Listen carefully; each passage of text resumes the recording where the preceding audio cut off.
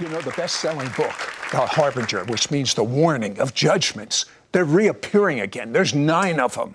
But one of the ones that is reappearing is the understanding and the revelation of a biblical term called the Shemitah. Now, Rabbi Jonathan, what is the Shemitah? The Shemitah is an ancient mystery, goes back over 3,000 years to Moses, Mount Sinai. Yet it is affecting everything from 9/11 to the rise and fall of the economy, to the crashing of the stock market, to the rise and fall of nations, everything from World War I, World War II, what is happening right now, and what will happen. It is the most precise, mind-boggling, biblical mystery, and it's coming true now.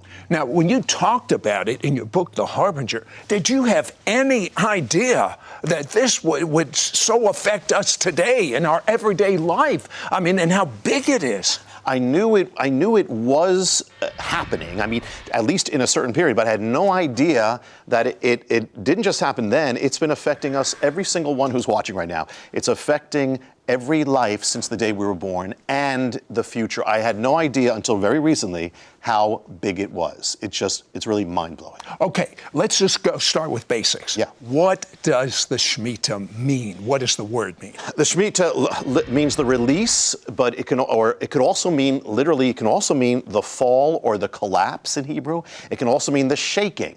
And what it is this. In Mount Sinai, God gave this law to Israel. Every 7th year, you would have a Sabbath year, a year of rest. That rest was called the Shemitah. There was no sowing, no reaping of the land. And on the last day of the Shemitah, the day is called Elul 29 on the biblical calendar. On that last day, something unique happens. All credit is wiped away, all debt is wiped away, the financial accounts of the nation are wiped clean.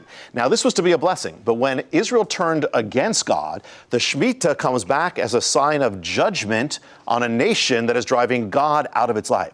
So this is where it affects us particularly today. So the thing is that the Shemitah affects, as you can see, the economy right away. Today it would be a recession or a depression. I mean, and the Wall Street, it literally is the collapse of our financial realm. So what we're going to see is we're going to have a collapse that's not a blessing. We're going to have the judgment type of collapse. We have already seen it happen, and it's actually getting more specific. The last 2 Shemitahs have been so exact, so precise since 9/11, and we're coming up to another one as well. So what we're going to see, and this is what blew me away, is it has been affecting everything in our lives from really.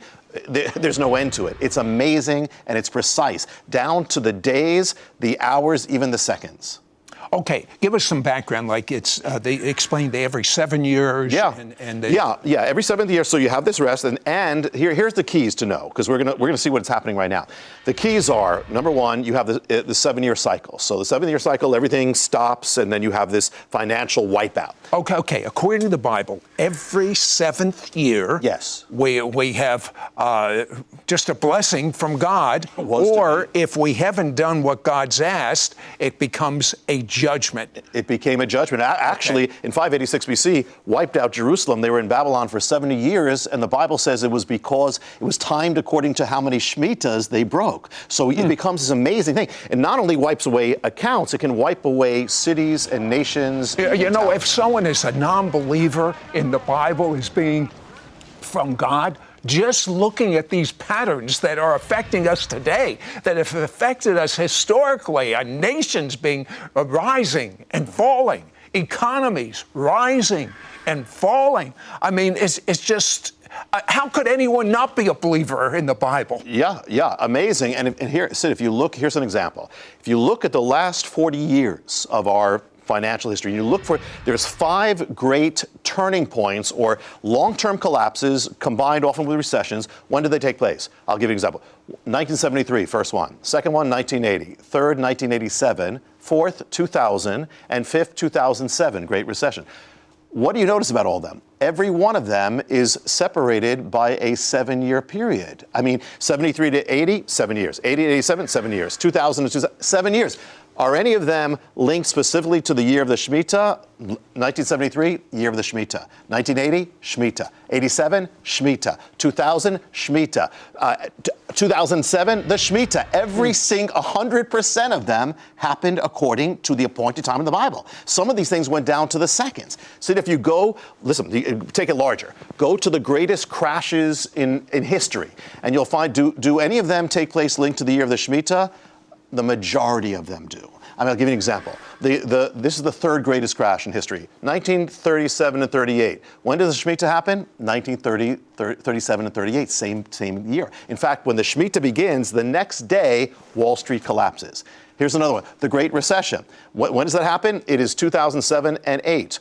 When does the Shemitah happen? 2007 to 8. And on the exact day of the Shemitah appointed to wipe away the financial accounts, Elul 29, the whole stock market collapses. The Great Depression is even linked to this. When you have this peak day of the Shemitah, right after that comes the greatest month collapse in American history. I mean, it is mind-boggling. You know, Jonathan, I used to be a stockbroker on Wall Street. If I had only understood these biblical principles, if I was a mutual fund manager, I could be the top mutual fund in the world. I don't understand. Maybe that's why there's going to be a great wealth transfer. The wealth of the sinner is stored up for the righteous. But we have to understand these biblical principles. When we come back, I'd like to find out the future of America based on the Shemitah. How about you? I am amazed, Rabbi Jonathan, how big this is. This isn't some little principle. This affects everything. Explain. Yeah, the Shemitah has so many facets. It's not only, now we just touched on how it's affecting the economy, Wall Street, everything, but it actually affects even physical realities. And the first thing, one of the mysteries in here is called the mystery of the towers.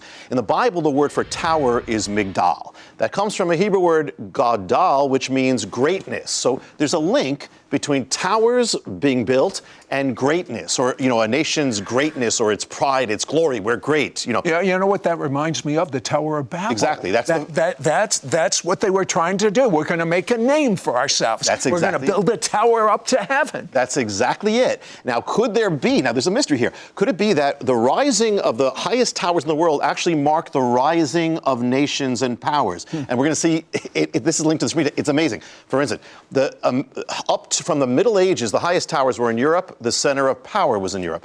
But a change took place in about 1870. There's the greatest tower rises up in a new land. It's America, 1870. The next year, America becomes the strongest economic power on earth. The mantle goes from Britain to America. So the rise of the tower actually marks it. From then on, America builds the highest towers on earth as its power keeps growing and growing and growing and growing. But we're going to see there's a link with the Shemitah. Because in 1945, at the end of the Second World War, height of American power, there's a plan to build a new tower that's going to represent America's greatness. It's the World Trade Center. 1945 is the year of the Shemitah.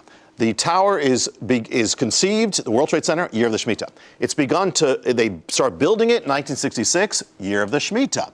It's built for a 7-year cycle, the exact cycle of the Shemitah, 7 years of the Shemitah. Finished in 1973, year of the Shemitah. And then, finally, 2001, it's destroyed in the year of the Shemitah. Now, here's a link. Now, what's the towers? Towers are about rising. The Shemitah is about falling, actually means let fall.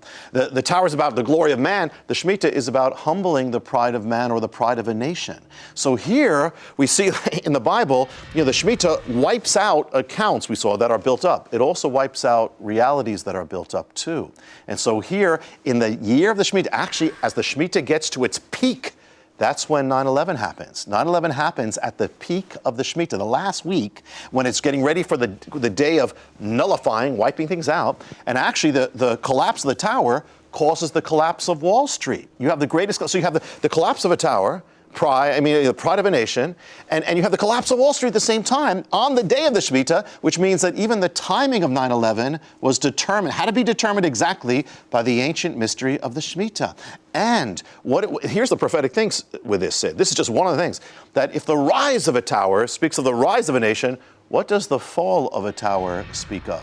It's a warning of the future of America. So as you point out, a harbinger was 9/11. Yeah. It's a warning. How many warnings do we get before judgment? What's a pattern? God is merciful. With the harbinger, exactly right. This follows the harbingers, that not only was that a harbinger, but then there's a tower going up right now at ground zero, which in the harbinger, it's the fourth harbinger. Well, that's linked to the Shemitah as well. There are things happening since the harbinger came out. It's been coming true, and that's linked to the Shemitah. That there are signs appearing. We can't get into it, but the signs have to do with that tower about what is rising up at ground zero, which is linked to defiance. Because remember, this tower also, the tower that's rising now, was conceived in the year of the Shemitah at the same time, with that vow that about defiance that was made on Capitol Hill, and it's probably going to be completed most likely in the year of the Shemitah that's coming. So that's just a little bit of the Shemitah and the tower. But this also is about the rise and fall of nations. The Shemitah gives the key